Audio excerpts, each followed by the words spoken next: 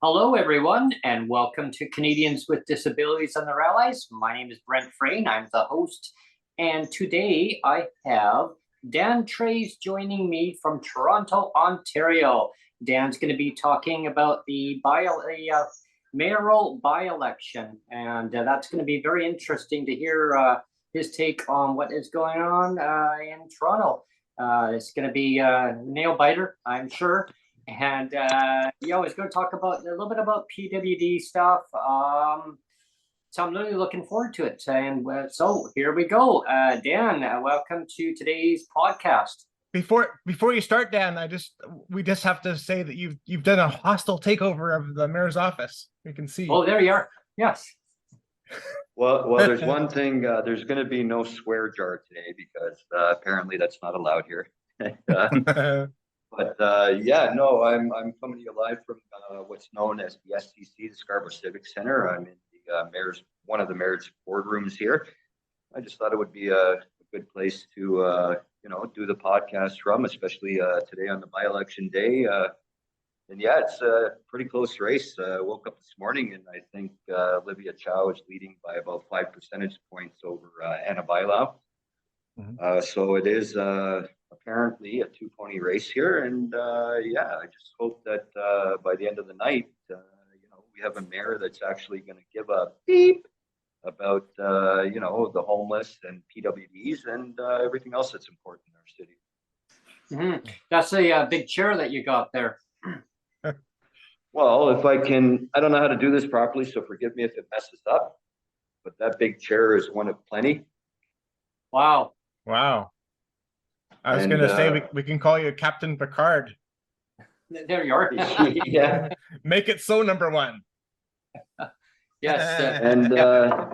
The captain. And this cabinet back here is just a couple of keepsakes that, like, you have various groups that'll come in or from overseas or what have you, so they'll bring the city a gift. Mm-hmm. And of course, a couple of our flags over there for Toronto and Ontario. That's very impressive. Very impressive. Yeah, it's going to be quite a nail biter, I'm sure. And selecting the person to fit the position. Well, I think it's going to come down to the wire. Both candidates are, and I'm not trying to discount other candidates, but I believe at last check, Olivia was at whatever, let's say 35%, and Anna was at 30%. And the rest are all down in single digits. So we had my last check, we had a turnout of early voting. I think it was about 130,000 people.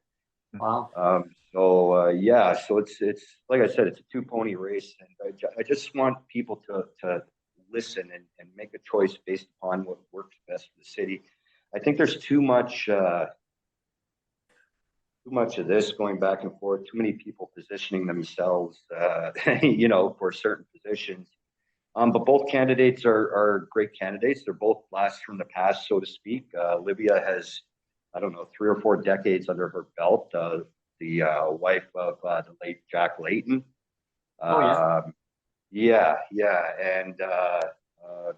Anna Bailau was a councillor, I believe, for about 12 years. She headed the housing portfolio for 10. Good job, bad job, depending on who you talk to. Mm-hmm. I just hope for the best. Like, to me personally, I got no skin in the game. I don't care who becomes mayor, to be honest with you.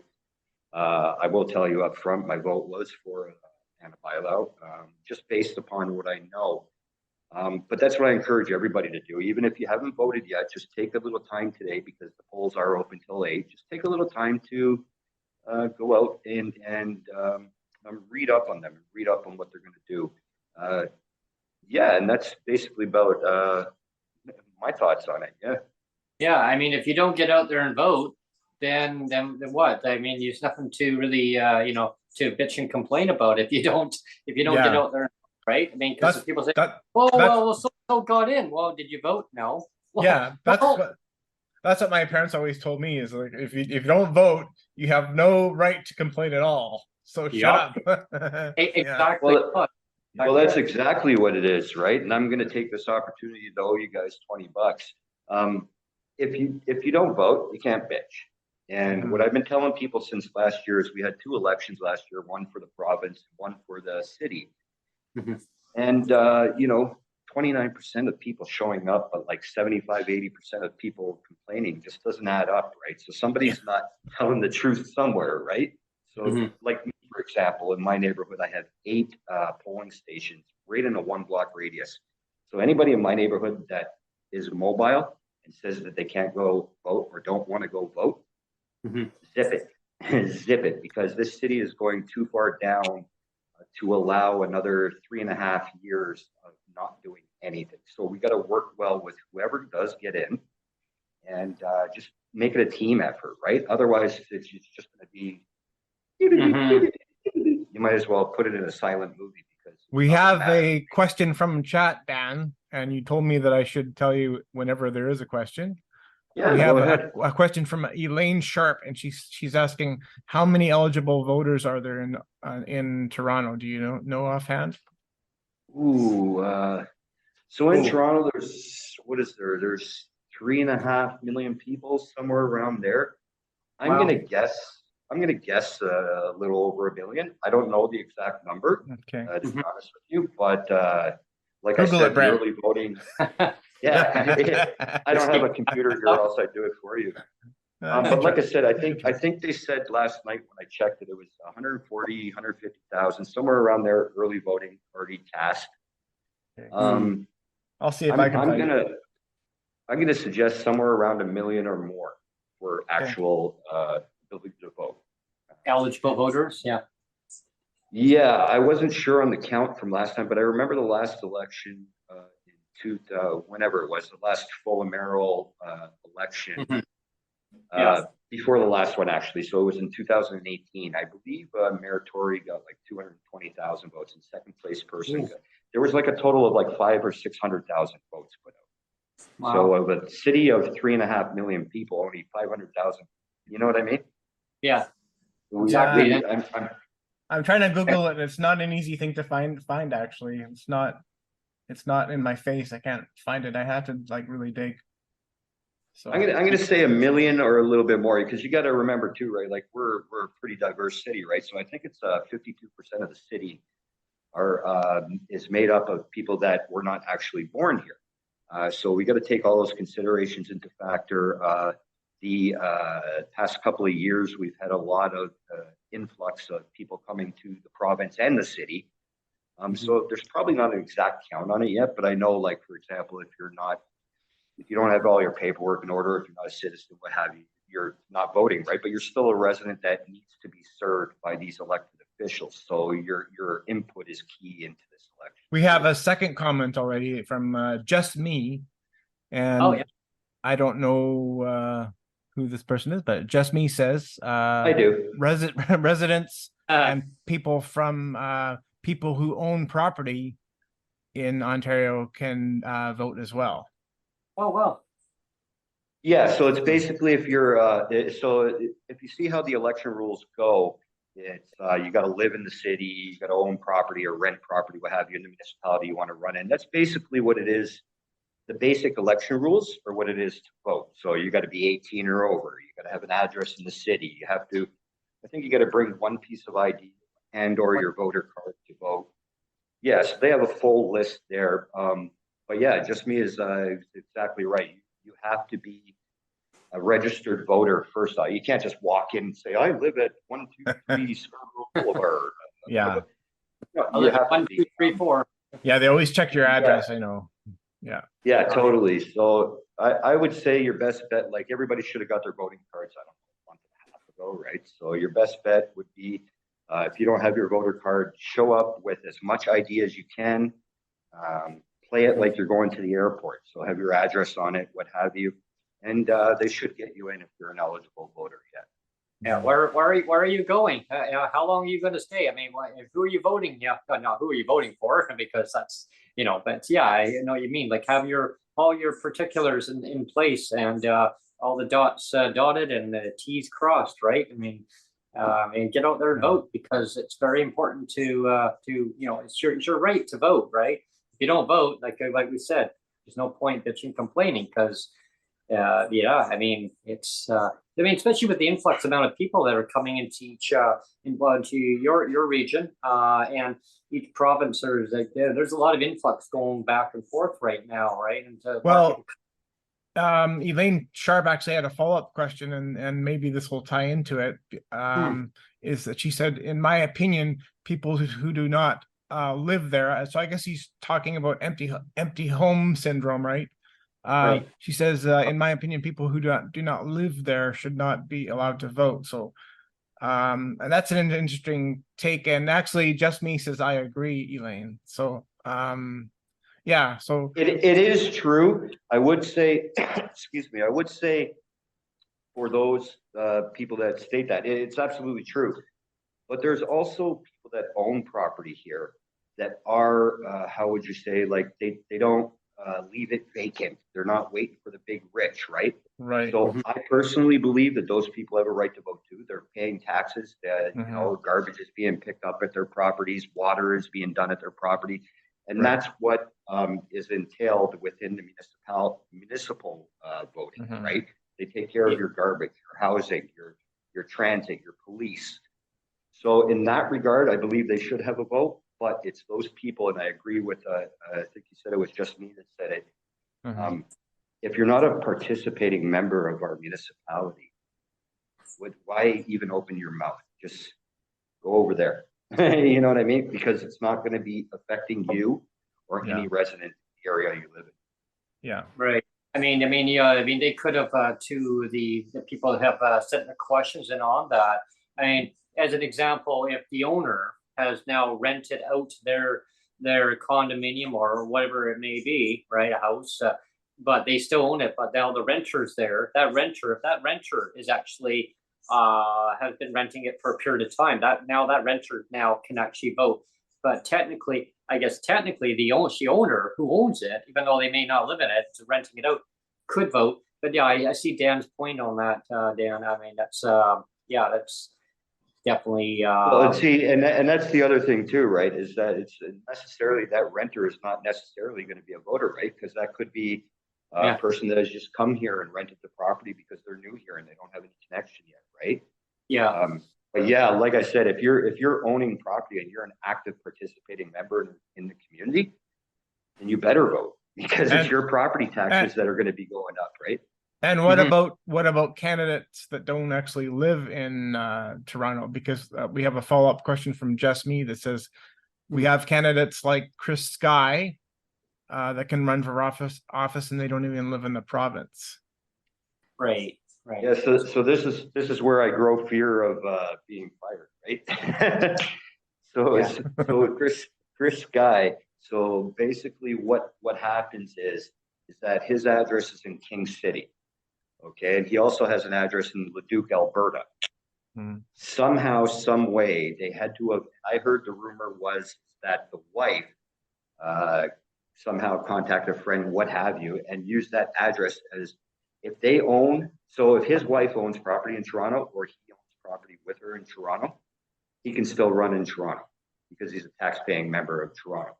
Right. But if he had no address in Toronto, he couldn't have just signed up from King City, which is like whatever, an hour and a half away, or Leduc, Alberta. He couldn't have just signed up like that to run for mayor of Toronto. You have to actually rent or own property in the municipality you want to run it. Yeah, have a residence in each city and pay your taxes. If you own, you got to be paying your taxes, so you have that right to participate and vote. And your democracy, right? I mean, it's, yeah, so, yeah. Well, and I think those are rules that got to be looked at, right? Because we've Yeah. had a couple candidates. I mean, with 102 candidates, I'm surprised Fred Flintstone's not running, right? Like, I believe we even have a dog running, okay? But I think when it becomes to how do you say, such an important position as mayor, Oh, yeah. it should be somebody that lives in this damn city. Because I know as a 3-time candidate for city council, one of the very first things people ask me, do you live in the area? Yeah. You live in the area, and if you say no, you might as well just quit. Yeah, and of course, like me and Brent, we live on the West Coast here.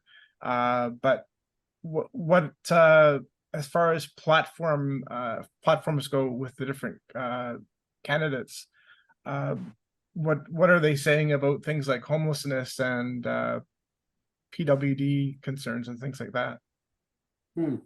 So I don't know Miss Bailao that well. I met her one time. I went to her Scarborough opening. And I'm going to use these people because we're on the last day, right? And there's 3 candidates. There's 3 candidates right now, right? So Miss Bailao was, like I said earlier, she did lead the housing portfolio. I'm sure you're going to get some comments right now, depending on who you talk to, right? Send in your questions. She did great, or she did, you know. So, and I believe the only difference, the thing that's the killer here, that's going to be the difference, to flip a coin either way, for me personally, is they're pretty much the same, you know. And when I say that, I don't want to get the hate mail. It's not because they're female. I'm saying they're pretty much the same in the sense of how they do things. Where Anna Bailao is a more progressive, on the fence kind of candidate, and Olivia Chow is straight up NDP, right? The problem is Olivia Chow through the whole thing has not stated once how much she's going to raise taxes by. Now, to some people that doesn't matter, right? But to others, like homeowners, they're sitting there going, "Second, what do you mean? So I just vote for you, and then tomorrow I got to pay a 50% tax hike?" You know, like, yeah. So to me, I think that's going to be the difference. And Ms. Chow being old school and Anna being fairly new, I think it's going to be who's best to pull out the vote. So contrary to what some of the comments I've heard earlier on Twitter there, people can campaign all day up until the last minute. The only place you can't campaign is on a polling station property or city-owned property. So they can go until 7:59 tonight, you know what I mean? Then boom, done. It's just going to be about who pulls out the vote. If the older voters actually get out and vote, if disabled people or those living in housing. One thing I will say before I let you go on, I encourage, here in Toronto, it's the election, so I encourage all the people in housing, all the disabled people that are mobile or have a way to get to it, get to a polling station, because these people are counting on you not going out voting. That's what's happening. Right? They think, people in poverty, people with disabilities, they don't vote. Go fucking vote. Surprise the heck out of these people. Exactly. Every vote counts. Every vote counts. Every single one. Yeah. I mean, and if you're disabled or you're homeless, but you want to vote and you're not able to get to vote, reach out. See who somebody can maybe get you a ride there.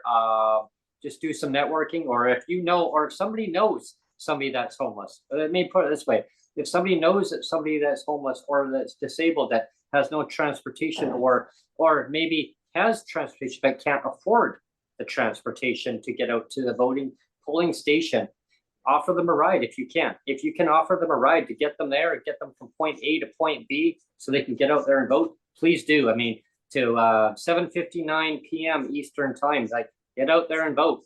Because Dan's right. Crip the vote. Yeah, well, that's it. I mean, some of the elected officials, they're counting on you, Dan. I mean, like, you're right, and they're counting on people. They're not going to go there and vote. Their vote doesn't count. They're not taxpayers. Yes, they are taxpayers. They are damn well. They're taxpayers. Yep. Every time you go to a store and buy something, you're paying taxes. Every time you pay into a dental visit or medication or what have you, you're paying taxes, right? Yep. People that say, "Oh, my vote doesn't matter." Like today, even myself, I found myself saying, even though the polling station's at my building, I just might scrap it because it's bullshit. But nah, you can't. Yeah, even if I go in there and vote for Mickey Mouse today, or I encourage people to look at other candidates, such as, look at Isabella Gamut, who does these protests that are literally bringing to light all the issues with poverty and OWODSP. Look at candidates like that. Look at candidates like I don't remember her first name, but the last name is Cesar Chavez. Look at these candidates that Chloe Brown.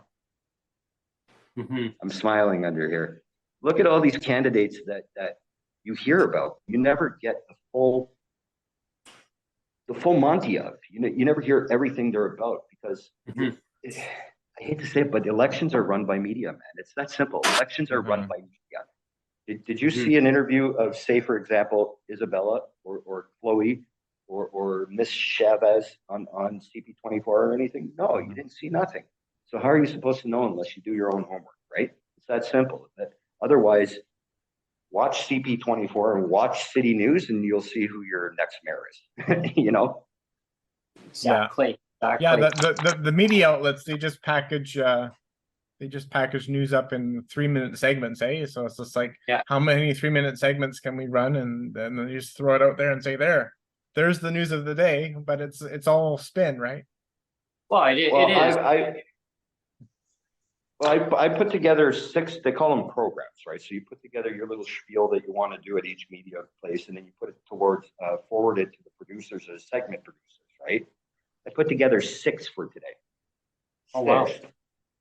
No phone call, no nothing. Here's Dan ad-lib. Here's Dan ad-lib with the tattoo. Here we are in the mayor's office. Not one. So to all those media people, I got something behind here for you. Oh, wrong way, eh? Media runs elections. So do your homework. And if you need help, one thing to track back on, if you need help today, some constituency offices will be able to help you with information. So if you call your local constituency office, there might be people in the neighborhood. For example, here in Scarborough, we have something called and forgive me, their name, Scarborough Community Healthy Living or something like that. But anyway, they provide transportation for appointments and stuff like that. They do services like that. Oh, nice. The counselors' offices can't provide them directly, but if there's something in their area, they'll be able to guide you towards those people. Yeah, I'm glad you mentioned that too, because that's kind of what I was just going to mention. It must have been reading my mind, Dan. I was just like, there's that other source of transportation that, for them to get to voting, right? Yeah, exactly. If you could read my mind, love, what a tale my heart could tell. If anybody could read minds, we could skip election periods. Oh yeah, I mean, it's so many candidates that to choose from. There are 3 candidates to choose from, but you got to do your homework. You got to read up on what are they going to do for represent the city, right? What are they going to do for housing? What are they going to do for homelessness? What are they going to do for your taxes? Like, so each one, if you haven't, read up and get out there and vote and pick the right one that you feel for yourself that's going to best represent you, like for what you want for in the city. Well, especially in these municipal votes, right? Because it's very important. Technically, there's no parties in municipal voting, right? But anybody that's involved with politics, they know who stands with who sides with who. So, like you just said, in municipal voting, pick your person that's going to change your garbage issues, your street issues, your parking issues, your disabled issues. They work well with the provincial counterparts, the MPPs. Right now in our area, we're kind of stuck because our MPP here in Scarborough is running in the mayoral by-election. So, so what do you do there, right? But normally that's municipal election. It's all about your local issues that affect you on a daily basis. So I would, like you said, it's kind of late now, but still time. There's still a few hours now. Just do some homework. Those are the top 3 candidates that I see right now is Josh Matlow, Olivia Chow, and Anna Bailau. So unfortunately, with 102 candidates, that's all I can suggest to you today, because nobody can search 102 candidates in 7 hours. Yeah, exactly. And so Dan, I guess we'll switch gears a little bit over to some of the PWD stuff that's happening out there too within the community. C-22. Yeah, that's a big one. Yeah. That's a big one. Wow. Hey, Yeah. listen, I don't mean to laugh, but I saw so much crappy. It was either yesterday or the day before. I saw somebody say it's been 500 days. It's been 600. Nah, man, it's been like, I don't know, what has it been? 3 years, 4 years? 1,000 days almost. Yeah. 1,000 days. And what I heard was, and you can correct me if I'm wrong, but she said something along the lines of it's going to take another year and a half to see a Yeah. Mhm. Yeah. Yeah. So Yeah. how did CERB get out there in a couple weeks? Yeah, exactly. Yeah, it's then the timing of it is as soon as the Senate had basically pushed it to royal assent, they agreed, let's get it to royal assent now. And right at the same time, as soon as they said, okay, well, that's done. Well, hey, quietly, let's say, another 6 more months. Let's make it a year and a half now. There's that one song where you talk about CERB and you talk about the CDB. There's that song that was, one of these things is not like the other. One of these things is not the same. And it kind of feels exactly like that, eh? One of these things is not like the other. Or what's the other song? Time after time. Yeah. Yeah.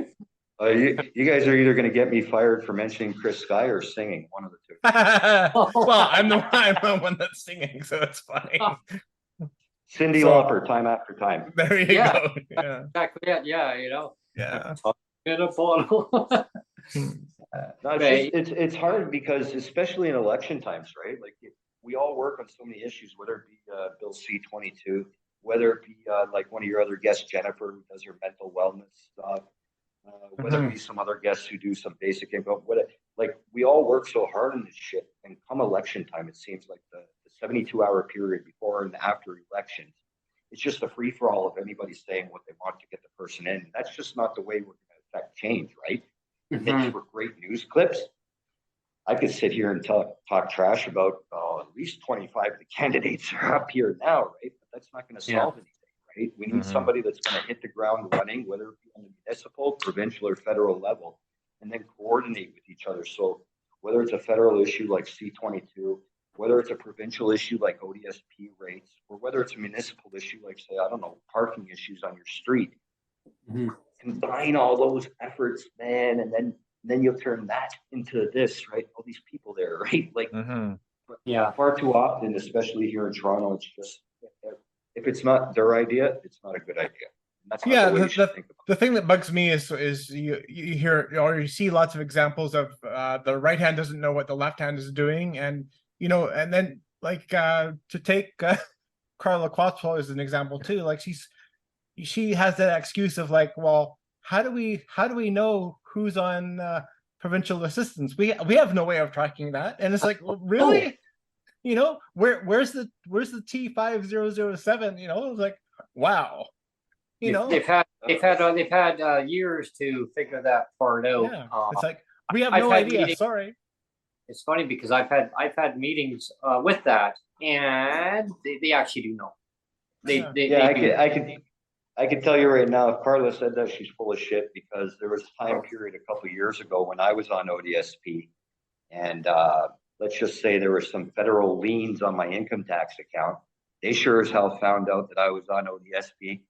So you can find out to take it, but you can't find out to give it. Yeah. It's just come on. Yeah, it's a total excuse, and it's like the three monkeys, the see no evil, hear no evil, speak no evil. You might as well just do this. Yeah.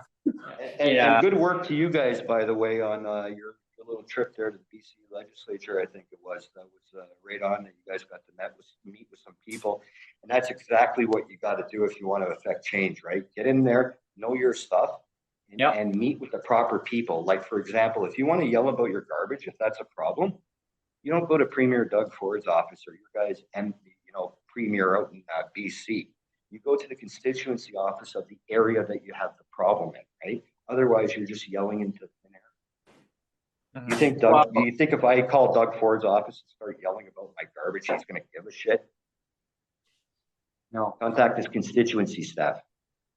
I mean, Well- recently, we had a meeting, Jeff and Sonia and myself, we had a meeting for the minister, with the minister and her staff in BC. The minister, just people wondering, who's he talking about? The minister. I mean, there's lots of them.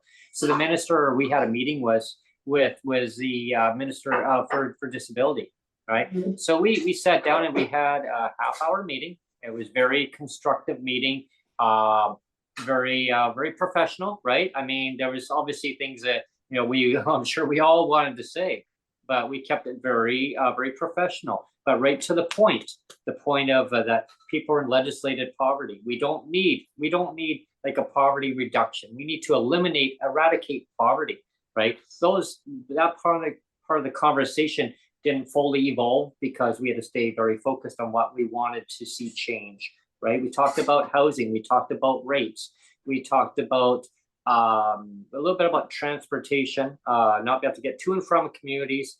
There's obviously the same rhetoric, right? We're well aware of the consultations that we're doing, and that's great, and that's fabulous, right?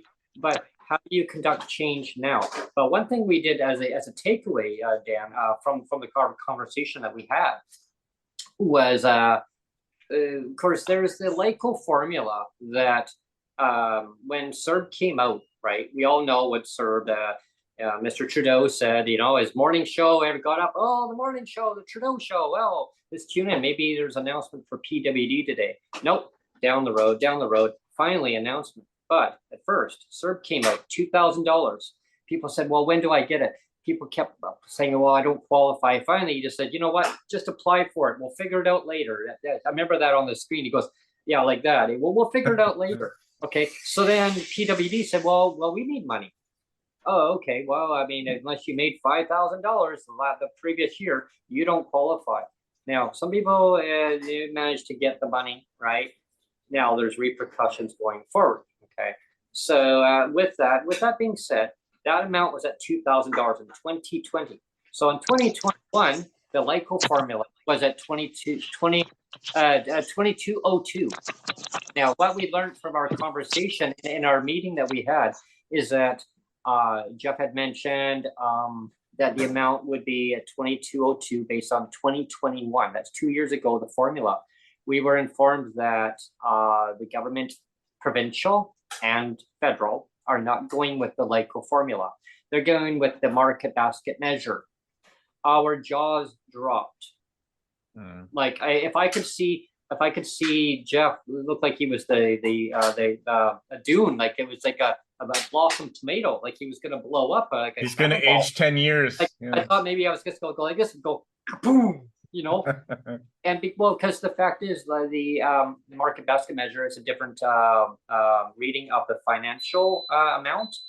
And so what we were told is that they're going to be going with the gearing it toward the GIS, the OAS, what seniors get. So I did a little bit of homework after that, and Sonia contacted her parents and said, what do seniors get? So sounds like they're going to gear it to the amount what seniors get. And my theory on that would be that it's a little bit less. So I obviously know that we need to put pressure on the provincial governments, on your MLAs, your MPPs, your MPs. Keep pushing pressure on the provincial parts first and say, no, we need to get it up to no less and even above, because people with disabilities, they have more expenses than just that bare minimum amount. Like, what is it? I think it should be a living wage income, not right at the poverty. Like, so it needs to be up. So I'm really worried that some people are definitely gonna fall through the cracks, because doing my calculations, it'd be like $200-300 more than what the provincial is giving. They're gonna get it up to that level. That level meaning, who knows? I'm hoping that it's not 19, right? That 19,000. Yeah. It'll be 20,000 level. Even if it's 20, her parents, Sonia's parents had said that they figured 20,000 level. So if that's the case, that's not good. That's not good, folks, right? So we need to really push the your local counterparts, whatever province you're in, tell them, show up at their constituency office and tell them it's not okay. It's not okay. Like, we need to get it up to the standard level of a living income for Canadians with disabilities in this country. So it's so important that when you vote in the Toronto mayoral by-election, you need to really look at what are they focused on? How are they going to make it affordable for you as a citizen?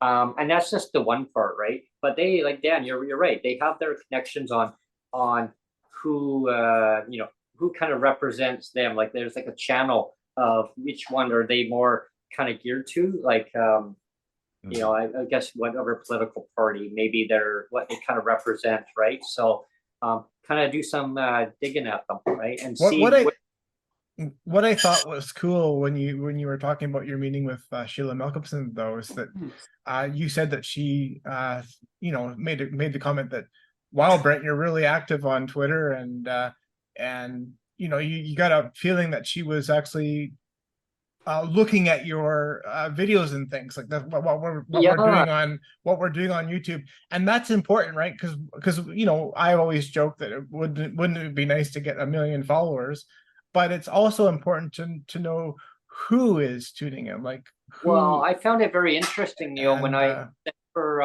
like, she says, you are so active on Twitter, like, keep up your advocacy. And I said, I do the best I can, and I bring the awareness of all the inequalities. That's basically what I do.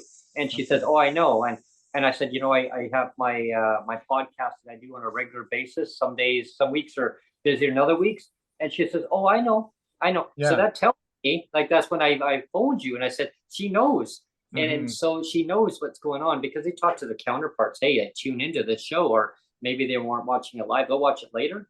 And they'll say, "Oh, wow! So this is what they're talking about, right?" And that to me is cool to know that it is. The important people are watching and listening, and taking it back to other people in the know. It's like the bees. They take it back to their colony, right? They take it back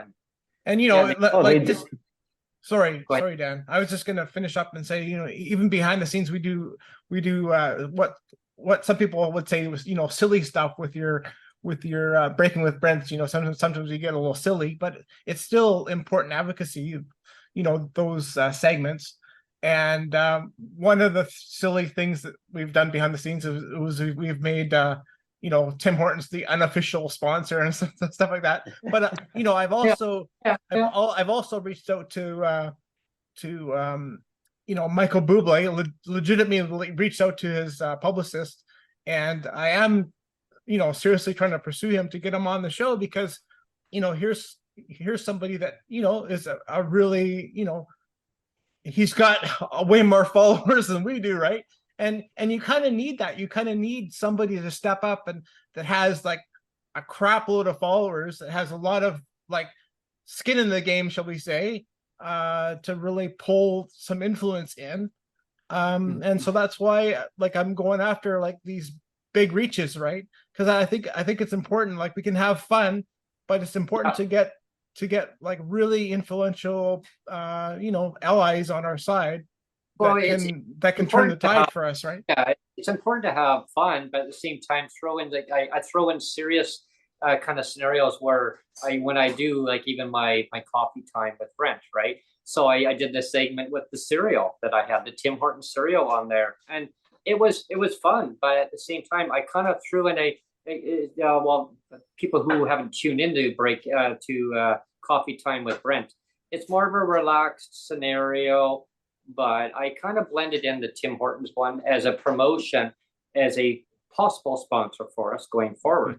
Yeah. But of showing people, hey, like, this is the cereal, like, this is what it's like. I mean, for me personally, I wouldn't go out of my way. I wouldn't say I would never, probably ever buy it again. It wouldn't be my go-to, but I wanted to try the cereal. If there was no other cereal around and that was it, I go to it. And I wanted people to kind of see what the cereal was like. So I got the texture of it. I got it out there, and it's like, here's crunch, crunch, crunch. It reminds me of those what's that cereal? Captain Crunch Oh, or yeah. you Yeah. know the pop. It would say, I can't recall the name of it. It would say pop, P-O-P on the cereal box. Yeah. Corn pops. Corn pops. Corn Yeah, that's pops. but Yeah. that crunchy. It's that crunchy texture of it. It's a little bit sweet, but not overpowering. Like it's where not like oh, what do you call it? Fruit Loops. Not like it's kind of, but not quite like Fruit Loops. I was never really into eating Fruit Loop stuff. But getting back to the part of the meeting that we had too is one thing, and I want Dan's maybe your take on this. I really threw it out there, and I really got their eyes wide open on it. And they were really surprised when I said this because we're talking about housing affordability, and I said, well, 375 for a shelter, right? And then 100. Sonia mentioned 125 increase July 19th. And the minister acknowledged, yes, like you can't find housing for that. And I said, so I threw it out there, and everyone didn't even know what I was going to say. I just winged it. That's what I do on my shows too. I just wing it out. I don't have no script but I'm being respectful when I say these things because I want to see people housed. I see people in tent cities, even in my city where I am in Victoria. The mayor says, oh, we can't have them in here. No, we got to take them out. Where are you going to put them, folks? Where are you going to put them? You're going to get them temporary modular housing? Like that's a temporary fix.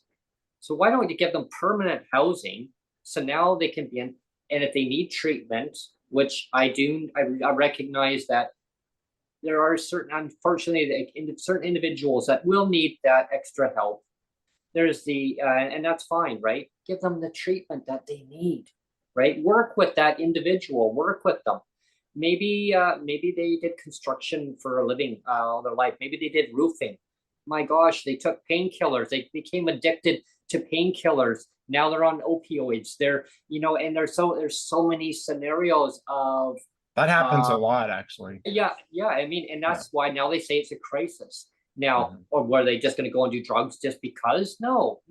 Like there are so many reasons why, but there's also many other reasons too. And I want people to understand this part too of why a person becomes homeless, right? I can tell you, I was homeless. People, what? I was homeless for 2 months. Okay, but I had a hotel that I was able to go to, so I wasn't on the street, but I was pretty close to it. Like I had no fixed address. I had lost my place due to bed bugs. That's all it takes. It takes just one little thing, and thank gosh I was able to go. We stayed at Sonia's parents. They made accommodation for us. They made extra space in their home for us to go and stay in. And it was not very easy of being lectured, constantly of lecturing of, well, why did you allow this to happen? Why did you allow this to happen? Well, it can happen to anybody at any time of situations.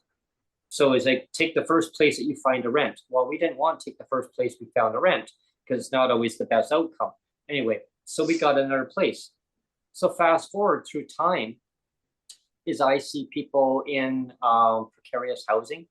They're trapped in abusive relationships that they don't want to be in, but now they're trapped because if they don't, the government will now take away certain incomes if they don't have a fixed address, right? So that has to be fixed. That the marriage inequality, like that issue is a huge issue and it needs to be fixed across the country. So when I see someone homeless, I look at it as, did their building burn down? Did they have a wiring issue? Did their building get sold or condemned? There's so many reasons why they're in a tent, or maybe they can't afford the high rent. I mean, so the part of the meeting that I brought up was, I want to see rent geared to income. And that was a huge thing. They all looked at like, oh, I go, it can be done because people then can stay in the housing that they're in, or maybe they can move to a different housing that maybe is maybe a little bit better, more modernized for them, or accessible wise because of their disability. Maybe it's more accessible, but they can't afford that high rent. So now they can have the same programs that seniors, single mothers, single fathers. A lot of provinces have that same program in place. It might be called something different in the province that you're in, that you're watching this from. So I've actually recommended to the ministry in BC to extend that program over. I said in BC, we can call it, see right now people say, well, in BC, what are they called? What's it called? Say seniors get this called SAFERS, and single mother, single fathers is called a RAP, not RAP, not that rap stuff from 1980s. No, it's the residential Ice assistance. baby. Ice baby. Oh, don't make me sing the whole song, eh? Yeah. It's a residential assistance program, right? So I said, well, PWD. Well, what do we call it? We call it BC Awesome Program, BC Persons with Disabilities Star Program, whatever we want to call it. We can call it some unique name, but as an extension of the umbrella that the province has. Now, I know that Ontario has that too. It's like you've got the different housing providers, but it's like an umbrella, right? So BC has the same thing here. It's called BC Housing. Now, there's over a 10-year plus waiting list right now. Right now, last thing I was told, it's indefinite. It's so long that they don't even know how many people are on it. These stats, we always say 10-year waiting list, but you have to be unhoused in order to get on there. And I made a call. I was just curious, well, how do I get into it? Are you homeless? No, I live in housing. I just want cheaper housing. Well, it doesn't work that way, sir. You have to be unhoused. So I have to deliberately unhouse myself? But yeah, but you're going to go on a waiting list for who knows how long. But we could get you into temporary shelter. A temporary shelter. Well, there we go, right? So that's not going to work. So my recommendation was extend this program so that PWD now can get into housing that's better for them, and they can be in the community that they live in. They've got now more money in their pocket. They can put that money, instead of giving to a corporate landlord, back into the community that they live in, help small businesses. Maybe they can travel to another province to go and visit, maybe go and visit Dan. Hey, Dan, hey, we're here to visit, right? Hey, we got more money. We can now go in and actually help other communities and other provinces. I think it's endless. I think it's a great opportunity to modernize our policies. And folks, it's all policies. That's all it is. So it doesn't matter which government that you vote for. It's that policy that's behind it. Now it's what government is now going to work at that policy to change it. Right. Well, and the other piece of it too is you were talking about BC Housing, and actually Sheila Milkinson, I know, made a comment too, but BC Housing is so inefficient that you sometimes wonder if there's hamster wheels that are running in the background to keep everything powered, because even Sheila Milkinson, she said about the 125 increase, she says, well, we couldn't put it in earlier than July, because if we did, it would break the system, it would break the computer. And I'm thinking to myself, like, wow. Yes, that's one thing that was brought up in the meeting, that the system is so old. Folks, it hasn't been updated since 2002. Yeah. That was the last time that the system was updated. It's an old system, and they're going to be coming out with a new system in about 2 years. They're working on a new system. It's going to be state of the art, but the system is run by an old computer, and they can't do major updates of things in the system. Of course, that's what they're telling us. That's what they're telling us. But they can send out $2,000 a month within a couple of weeks. Yeah, well, that's what I mean. That's what I mean. Because the hamsters are working overtime, in the background. Well, exactly. Well, what you need across the board is called CRGI, Canadian Rent Geared to Income. I just made it up off the top of my head. Yeah. This is the only thing that's going to work, right? It'll allow you to travel freely across the board, right? Yep. And it should give 33% rent, like 33% of your income to anybody that's earning $2,000 or less a month. And that should be across the board. So I'll give you that example very quickly before I take off. I'm sitting in this lovely office, right? This is where the mayor sits. The mayor will be sitting here discussing issues in Scarborough. But if I didn't have an RGI unit, I would be homeless. And that should be, this is why I chose to do this from this room today. Not, yay, me, to show people that anything's possible. Like you guys know, I was homeless a couple decades. Anything is fucking possible. Yeah. But B, we need something going forward that's solid. I don't care if you're NDP, PC, Liberal. I don't care if you belong to the Rhinoceros Party. You Yeah. need that universal rent geared to income, because without that, you can give everybody $10,000 a month in a check, and there's still going to be no solution to the problem we have, which is housing, right? Yeah. Which has spiraled over so many decades. And like you guys mentioned earlier, there's so many different issues, whether it be addictions, whether it be spousal abuse, whether it be parental abuse, whether it be anything. There's so many different things that spiral somebody into homelessness. Oh, it's And huge. if those wraparound services aren't there, when they become homeless, they're either going to be there till they die, or they're going to die early. I don't know how else to put it. It's just that simple. I saw so much destruction of this stuff. But at the same time, I saw so many feel-good stories like yourself. You just said you were homeless as well.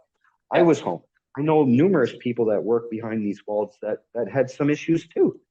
Yeah. It's all a matter of the services you have and what you do with it and the support you have, right? I had a great family. My family was awesome. They pretty much said, take a hike, pal. We'll help you with anything you need, food, what have you. But until you fix yourself, you're not our burden. You're our son, you're our brother, you're our everything. But until you fix yourself, what can I do for you? So that's key, right? And especially today, in today's election, like I said, it doesn't matter if you're NDP, PC, what have you. Just look at the issues that these people have focused on. And then, okay, which person is going to do X, Y, Z for me? Because somebody that's not talking to you about your property taxes and you're on a fixed income, what's going to happen to you a couple months from now if you're a senior with a fixed income and your property tax goes? Well, what are you my gonna property tax doubled over last year. It Wow. just doubled. It's like crazy. And I can't afford it, but I'm gonna pay it anyway, but I can't afford it.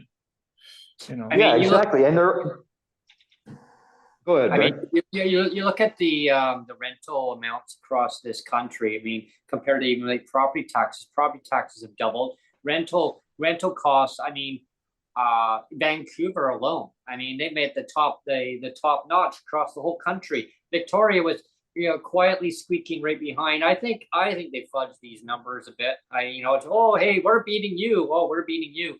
I rent from a corporate landlord, and I have a really awesome rapport with my manager. She's like so cool. Like when I say so cool, but it's like she gets it. She gets it. Like she says, I just work for them. Like, and she's just the average person. She's like you. She's like me. Like she's like Neil.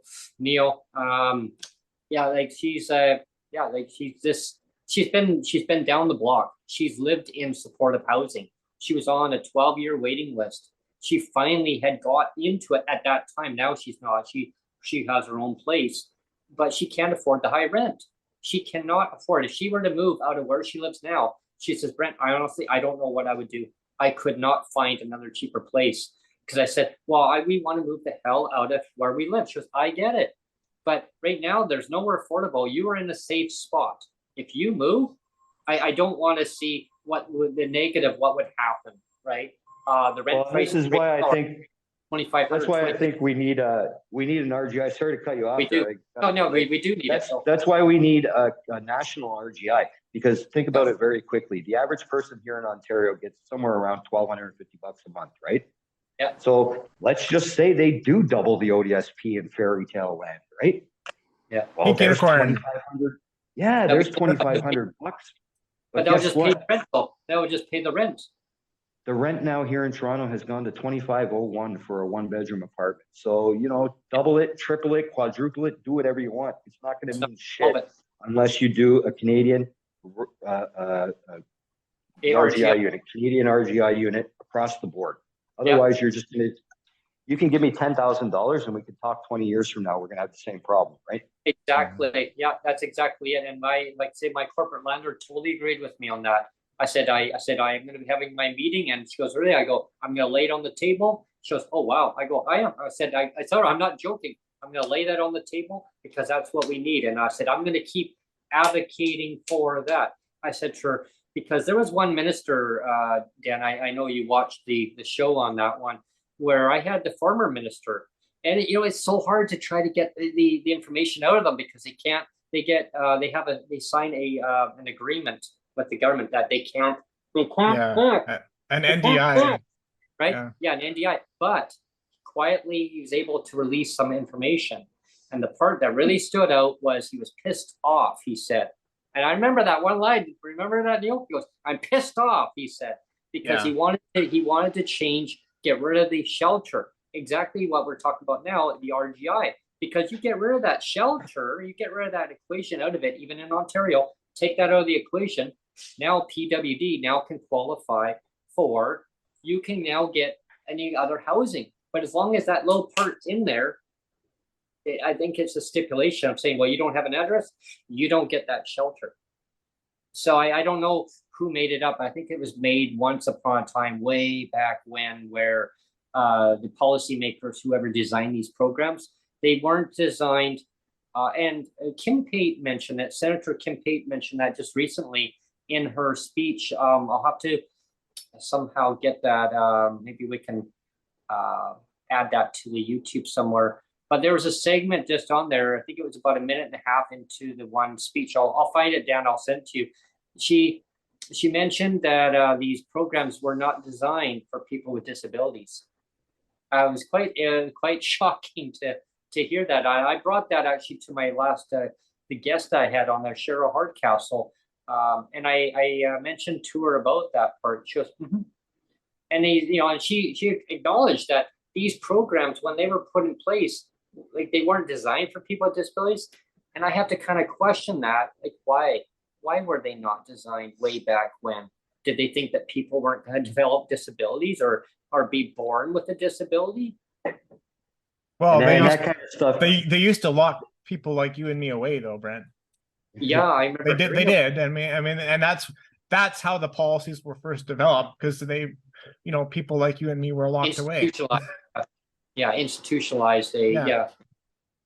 Well, and that's the thing. I know a bit about you guys personally, right? But myself, like, I've had a disability since I was 3 months old, right? So I'm 45 now. Is that going to fucking change? No, it's never going to change, right? Exactly. But we need people in office, like I say, to you don't need somebody that's going to do 100% of what you want, but if you get somebody that's going to do a little bit of everything, and then everybody, like I said, comes together, works together, then you can work it out, right? But it goes back to what I said earlier. It's just a proven fact here in Toronto anyway, that a lot of people with disabilities, or those that live in housing and such, like, a lot of them don't vote, and that's what these governments bank on. If you notice, Mr. Ford has never done anything for poor people. He's never done anything for people with disabilities. Why? Because they figure, here's an apartment, here's $500 cash or whatever a month, go away.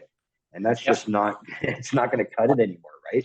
So like I say, I encourage everybody to look into it today. Most importantly, get out and vote. And I got to get going here in a minute. Yeah. So I just wondering, any other questions or anything you have? Or well, Dan, if there's any other questions coming in on there, but if there's no questions coming in, I want to thank you, Dan, for taking the time for coming on today and talking about the the mayoral by-election that's happening today. Get out there and vote, and I'd like to get you to come back as a follow-up, and we'll discuss the breakdown of how the election went. If I can stop crying after tonight, sure. No, to me, it's not a personal thing. I really, like I said, I don't care who becomes mayor today. I'll tell them that to their face. I can work well with either Miss Chow or Miss Bailau, or if somehow somebody else comes up the middle, but I don't think it's going to happen.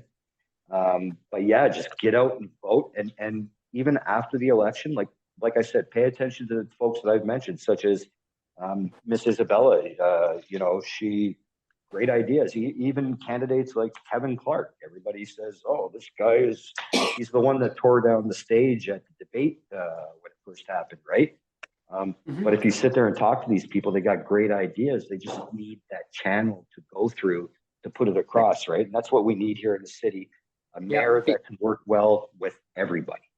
And I just wanted to make it perfectly clear today too, because I know there's going to be somebody that's going to bring this up. Yes, I am meeting from you in the mayor's office, but by no way whatsoever am I benefiting from this. So each video that I do and everything is just for purposes of education. So for those people that I know that are going to be calling for the 8th time into my office over there, don't bother. There's nothing going on here. There's nothing to see. and just happen to be educating people and trying to show everybody that it is possible to go from here to somewhere up here and help educate people and help, even if you can help one person along the way. Yep. You've done Yep. your job. It's a whole domino effect going up. And so it's so important to actually look at who's going to be running as mayor, because from that point on, they can go up to MLA, they can go up to MP, they can blossom out, right? And I know I've seen it. We had a former mayor who was in Vancouver at the time, years ago. He made his way all the way up to premier, right? We just had our by-election out in BC, and yeah, it was for 2 ridings, right? The NDP got them. They got both by-elections. They got them, and that's precisely what's going to happen today. It all depends on who pulls the vote. So whether Anna or Olivia pull that vote out, that's who's going to win the race today. And I've said it from the beginning. A, it's going to be a female. B, it's going to be a former councillor. What are both of those ladies? yeah. I rest my case, Your Honor.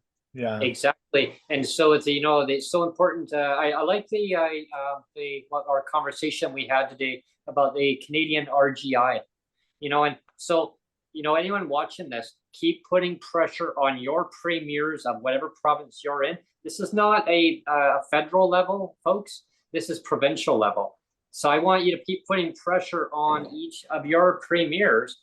And if they're not answering, like, they have to listen to their constituents, right? So be very, you know, polite, you know, and professional, right? But make your point across how it affects your life, of how you will benefit from that, right? And it's so important. And if for some reason that you don't feel that you've been represented, go up to your MP, contact your MP, and let them know that maybe now we need to now progress this up to a federal level. Start at your provincial level. I'm no expertise on this. This is just advice that I'm giving you because I've been told by some other officials, start at your provincial level, right? Mm-hmm. Start at provincial, work your way up, right? I think everyone would benefit from that program going forward. Rents, folks, are not coming back down, right? If I look back at history, when I was a little kid, when I did paper route, I would look at my mom and some of my customers with, Brent, I need my paper. They went in the driveway. I'm basically reading classified ads. Mm-hmm. Why? Because I'm looking at bike parks. And I kept seeing houses. Oh, okay, what's that? I wasn't even interested. Well, what is that? Oh, you know, $275, $280 for 1 bedroom. Oh, okay. I'd get home and I'd start asking my mom, what is this? Why are you even looking at that? That's you have a place to live. Right, but maybe eventually, I don't know, maybe I might want something like that.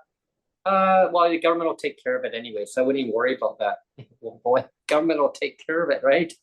Whoa, boy, we got to hear discussion. But anyway, I looked at the price. Where's she living? Yeah. But yeah, exactly. Yeah. Where is she living? Oh, it's. I got to get going, guys, because I'm being yelled at over here. But thanks for the questions today. And anybody in Toronto, just get the hell out and vote, right? Like, just do it.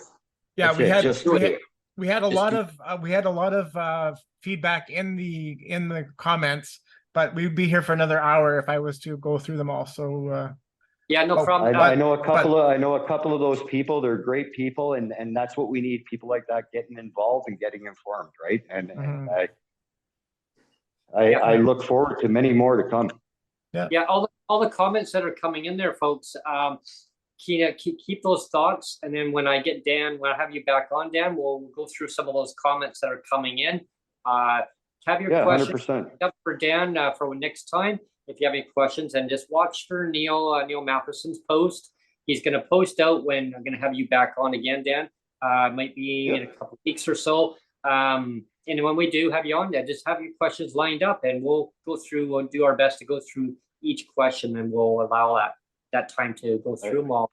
Thanks, Dan. I look forward to it. And I look forward to meeting either Miss Mayor Olivia Chow or Miss Mayor Anna Bailao in this very office next week. Right on. And so everyone, thank you, Dan. Just click and subscribe and retweet. Do whatever you need to do to stay focused on the shows that are actually on. The shows I have podcast, regular guests on. the Breaking with Brent and the Coffee Time with Brent. Yeah, you want to keep up with all the daily content, subscribe. But thanks, everyone. Thanks. And Mr. Buble, Mr. come on, Buble. come join us. Come Yes. join us. I'll sing your Yes. song in a chicken suit if you join us one time. Fly Yes. me to the moon. Thank you so much. Bye, Ron. Thanks, Dan. All right, we'll see you guys. Goodbye. Yeah.